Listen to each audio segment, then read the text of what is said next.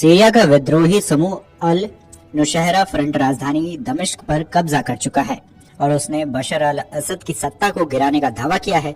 इस बीच ईरान के सरकारी टेलीविजन ने रविवार को जानकारी दी है कि सीरिया में उनके दूतावास पर हमला हुआ है। अल नुशरा फ्रंट, जिसे हयात तहरीर अल शाम यानी कि HTS कहा जाता है, उसने सबसे पहले देश के अलेप्पो शहर पर कब्जा किया था, जिसके बाद उसने होम्स, दारा शहरों पर भी नियंत्रण पाने का दावा किया। विद्रोही समूह ने अंत राजधानी दमिश्क पर कब्जा करने की घोषणा की है। ईरानी टीवी चैनल ने बताया कि कुछ अज्ञात हमलावरों ने ईरान के दूतावास पर हमला किया। चैनल ने अल अरेबिया नेटवर्क से मिले वीडियोस, फुटेज भी जारी किए हैं जो दूतावास परिसर के अंदर के थे। ईरान के अखबार तेहरान टाइम्स ने जानकारी दी है कि हमले से पहले दूतावास के सभी ईरानी राजनयिक वहां से सुरक्षित स्थानों पर चले गए थे। रिपोर्ट के मुताबिक दूतावास के कर्मचारी पूरी तरह से सुरक्षित हैं। रिपोर्ट में यह भी बताया गया है कि विद्रोह समूहों के दूतावास पर हमला किया गया है। हालांकि इस आरोप की स्वतंत्र रूप से पुष्टि नहीं हो पाई है।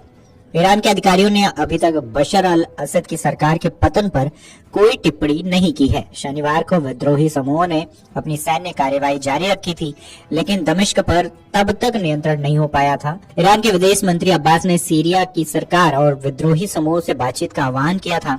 यह बयान ईरान की रणनीति में अहम मोड़ था, क्योंकि इससे पहले ईरान विद्रोही समूह को आतंकवादी गुट माना जाता था और उन्हें वैध विपक्ष नहीं मानता था। वहीं ईरानी विदेश मंत्री ने 1 दिसंबर को दमिश्क का दौरा भी किया था, जब विद्रोही समूह ने सीरिया में हमले तेज कर दिए थे। यह दौरा बशर अल असद के अंतरिम सार्वजनिक मौजूदगी के दौरान हुआ था, जिसमें ईरानी अधिकारी भी उनके साथ थे। ईरान के राष्ट्रपति मसूद ने भी 2 दिसंबर को बशर अल असद के साथ फोन पर बातचीत की थी और ईरान का समर्थन जताया था।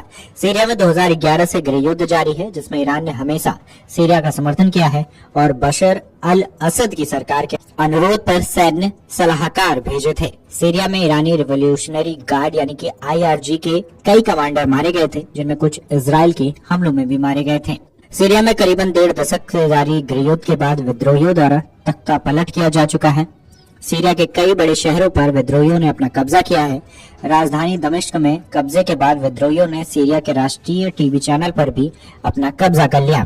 इस बीच यह भी कहा जा रहा है कि राष्ट्रपति असद दमिश्क छोड़कर किसी अज्ञात जगह पर चले गए हैं। उनका परिवार पहले ही रूस रवाना हो गया है।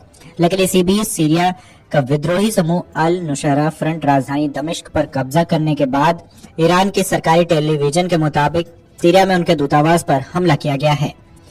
फ्रंट ने, जिसे हयात तहरीर अल शाम HTS भी कहा जाता है, उसने सबसे पहले देश के अलेप्पो शहर पर कब्जा किया। इसके बाद उसने होम्स, दारा शहर पर नियंत्रण का दावा किया। विद्रोही समूह ने अंत में राजधानी दमिश्क पर कब्जा करने की घोषणा की है।